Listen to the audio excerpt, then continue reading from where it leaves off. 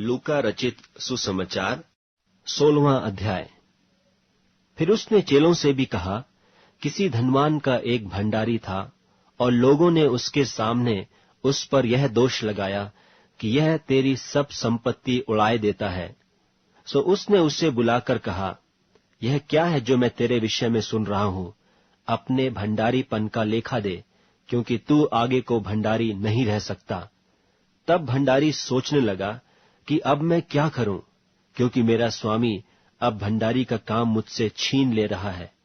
मिट्टी तो मुझसे खोदी नहीं जाती और भीख मांगने से मुझे लज्जा आती है।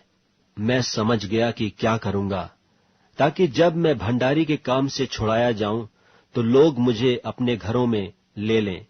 और उसने अपने स्वामी के देनदारों में से एक को बुलाकर पहले से पूछा कि तुझ पर मेरे स्वामी का क्या आता है?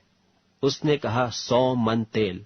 तब उसने उससे कहा कि अपनी खाता बही ले और बैठकर तुरंत 50 लिख दे। फिर दूसरे से पूछा, तुझ पर क्या आता है? उसने कहा, 100 मन गेहूं। तब उसने उससे कहा, अपनी खाता बही लेकर 80 लिख दे। स्वामी ने उस अधर्मी भंडारी को सराहा कि उसने चतुराई से काम किया है, क्योंकि इस संसार के लोग अपने समय के लोगों के साथ रीति व्यवहारों में ज्योति के लोगों से अधिक चतुर हैं। और मैं तुमसे कहता हूं कि अधर्म के धन से अपने लिए मित्र बना लो, ताकि जब वह जाता रहे तो वे तुम्हें अनंत निवासों में ले लें।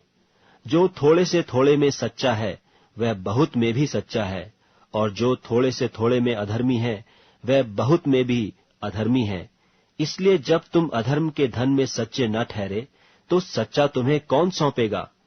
और यदि तुम पराये धन में सच्चे न ठहरे तो जो तुम्हारा है उसे तुम्हें कौन देगा?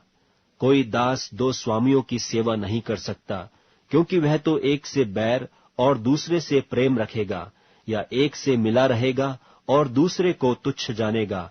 तुम परमेश्वर और धन दोनों की सेवा नहीं कर सकते। फरीसी जो लोभी थे ये सब बातें सुनकर उससे ठट्ठों में उड़ाने लगे। उसने उनसे कहा, तुम तो मनुष्यों के सामने अपने आप को धर्मी ठहराते हो, परंतु परमेश्वर तुम्हारे मन को जानता है, क्योंकि जो वस्तु मनुष्यों की दृष्टि में महान है वह परमेश्वर के निकट घृणित है। व्यवस्था और भविष्यद्वक्ता यूहन्ना तक रहे, उस समय से परमेश्वर के राज्य का सुसमाचार सुनाया जा रहा है, और हर कोई उसमें प्रबलता से प्रवेश करता है। आकाश और पृथ्वी का टल जाना व्यवस्था के एक बिंदु के मिट जाने से सहज है। जो कोई अपनी पत्नी को त्याग कर दूसरी से ब्याह करता है वह व्यभिचार करता है, और जो कोई ऐसी त्यागी हुई स्त्री से ब्याह करता है वह भी व्यभिचार करता है। एक धनवान मनुष्य था जो बैंजनी कपड़े और मलमल पहनता और प्रतिदिन सुख विलास और धूमधाम के साथ रहता था। और लाजर नाम का एक कंगाल घावों से भरा हुआ उसकी डेवढ़ी पर छोड़ दिया जाता था, और वह चाहता था कि धनवान की मेज पर की झूठन से अपना पेट भरे, वरन कुत्ते भी आकर उसके घावों को चाटते थे। और ऐसा हुआ कि वह कंगाल मर गया, और स्वर्गदूतों ने उसे लेकर इब्राहिम की गोद में पहुंचाया। और वह धनवान भी मरा और गाड़ा गया। और अधोलोक में उसने पीड़ा में पड़े हुए अपनी आंखें उठाई और दूर से इब्राहिम की गोद में लाजर को देखा, और उसने पुकार कर कहा, हे पिता इब्राहिम, मुझ पर दया करके लाजर को भेज दे, ताकि वह अपनी उंगली का सिरा पानी में भिगोकर मेरी जीभ को ठंडी करे, क्योंकि मैं इस ज्वाला में तड़प रहा हूं। परंतु इब्राहिम ने कहा, हे पुत्र, स्मरण कर कि तू अपने जीवन में अच्छी वस्तुएं ले चुका है, और वैसे ही लाजर बुरी वस्तुएं, परंतु अब वह यहां शांति पा रहा है और तू तड़प रहा है।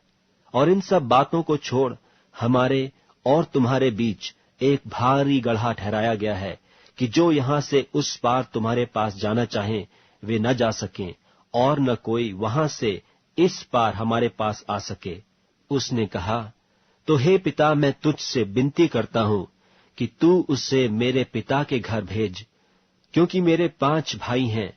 वह उनके सामने इन बातों की गवाही दे, ऐसा न हो कि वे भी इस पीड़ा की जगह में आएं। इब्राहिम ने उससे कहा, उनके पास तो मूसा और भविष्यद्वक्ताओं की पुस्तकें हैं, वे उनकी सुने। उसने कहा, नहीं हे पिता इब्राहिम, पर यदि कोई मरे हुओं में से उनके पास जाए तो वे मन फिराएंगे।